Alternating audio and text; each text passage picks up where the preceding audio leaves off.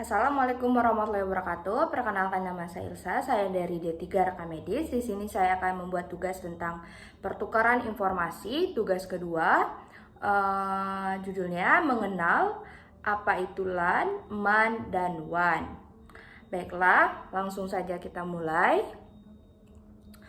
Sekilas tentang Cisco, LAN, MAN, dan WAN tentang pertukaran informasi keterkaitan dengan rumah sakit. Apa sih itu Cisco? Cisco adalah perusahaan teknologi yang terkenal dengan perangkat jaringan komputer seperti router, switcher, firewall, dan solusi keamanan jaringan. Produk Cisco banyak dipakai di kantor, kampus, perusahaan besar, sampai infrastruktur internet. Dan mereka juga mempunyai program pelatihan jaringan seperti CCNA. Kemudian apa sih itu tujuan Cisco? Tujuan Cisco itu yang pertama untuk mensimulisasikan jaringan komputer, kemudian ada menjamin koneksi internet baik maupun IGD, poli, farmasi, baik maupun lab. Kemudian juga ada menguji keamanan dan kestabilan sistem sebelum dipasang nyata. Kemudian juga ada manfaat Cisco. Apa sih manfaat Cisco itu? Yang pertama, ada menghambat biaya uji coba jaringan. Yang kedua, ada mempercepat perbaikan saat sistem error. Yang ketiga, meningkatkan keamanan data pasien. Ada juga yang keempat, membuat alur kerja SIM-RS lebih lancar. Kemudian juga ada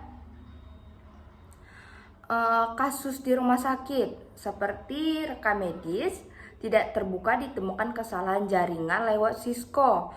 Kemudian juga ada farmasi tidak menerima resep, IP tidak sesuai, diperbaiki lewat simulasi. Kemudian juga ada antrian BPJS, routing salah, perbaikan dengan simulasi Cisco. Dan kemudian juga ada kenapa sih mahasiswa Naskes belajar Cisco, terutama bagian rekam medis? Dikarenakan rekam medis modern sepenuhnya berbasis digital dan membutuhkan instruktur jaringan yang kuat dan aman untuk penyimpanan serta transmisi data pasien. Kemudian, ini adalah LAN, MAN, dan WAN. Apa ketiganya sama dan apa bedanya? Apa ketiganya sama? Tentu saja tidak. WAN, MAN, dan LAN tidak sama dikarenakan ketiganya berbeda dalam cakupan wilayah, geografis, kecepatan, biaya, dan komplikasi tesnya. Sedangkan LAN adalah yang terkecil, misalnya rumah kantor atau kantor. Kemudian juga ada MAN. MAN ini mencakup satu kota atau wilayah metropolitan, dan WAN mencakup wilayah yang sangat luas seperti lintas negara atau benua. Kemudian juga, dan apa bedanya? Sedangkan perbedaannya itu terletak pada cakupan geografisnya, kecepatan biaya, dan komplikasi tesnya. Manfaat dan tujuan. Lalu manfaat dan tujuan itu seperti manfaat LAN, jaringan dalam area kecil, ruangan atau gedung. Yang pertama, bagian data dan perangkat print server dan dengan cepat. Kemudian komunikasi antar komputer lebih mudah.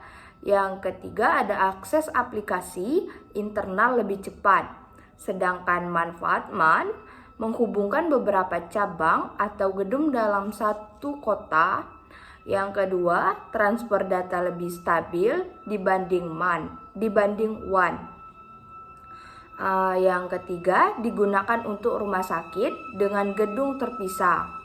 Sedangkan WAN menghubungkan banyak lokasi jauh, mendukung akses aplikasi cloud database pusat. Kemudian yang terakhir, komunikasi jarak jauh antar rumah sakit. Nah, adapun tujuannya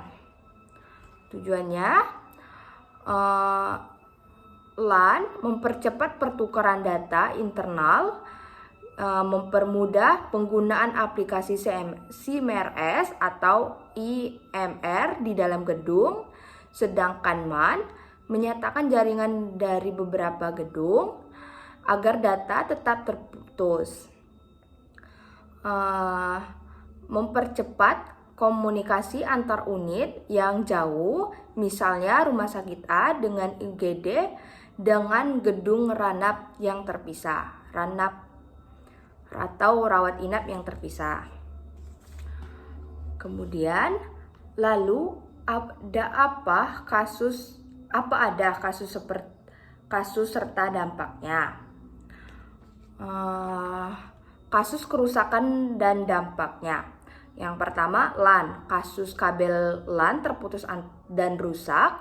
Dampak yang pertama, komputer tidak bisa akses CMRS atau EMR. Yang kedua, tidak bisa print, lab, resep, dan gelang. Yang ketiga, pendaftaran dan pelayanan menjadi lambat. Yang keempat adalah data tidak tersimpan ke server. Sedangkan MAN, jika MAN bermasalah antara gedung dan dalam kota, kasusnya jaringan fiber antar gedung rumah sakit terputus.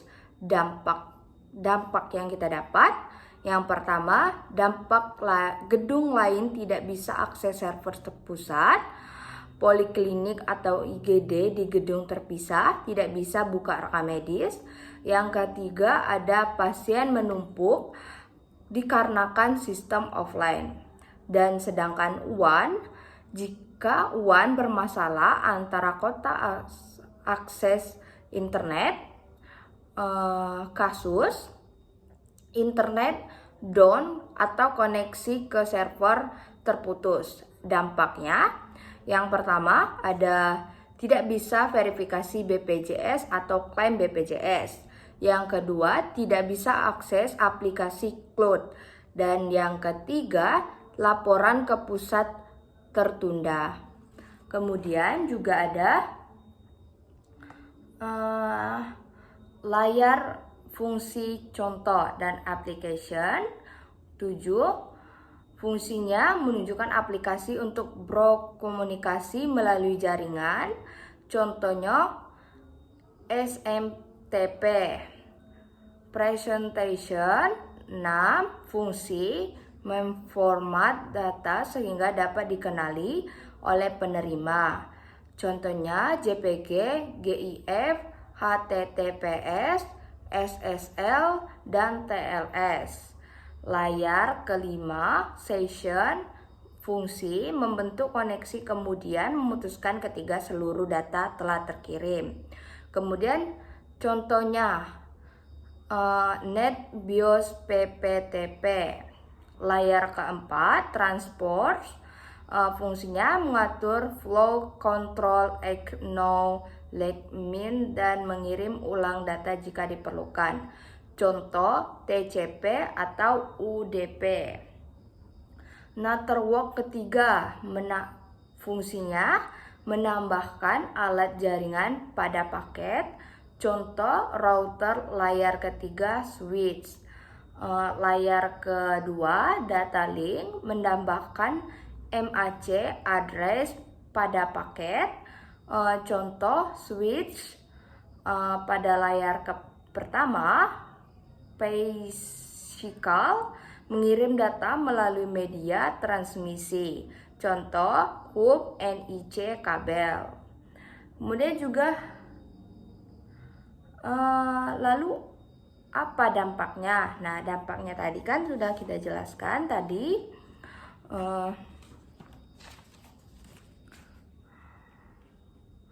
Seperti LAN, komputer tidak bisa akses CMRS, kemudian MAN, gedung lain tidak bisa akses server pusat, kemudian juga WAN tadi tuh tadi tidak bisa verifikasi BPJS atau klaim BPJS, tidak bisa akses aplikasi cloud, kemudian laporan pusat tertunda. Itu sebagai dampaknya. Ini koneksi-koneksi yang kita gunakan.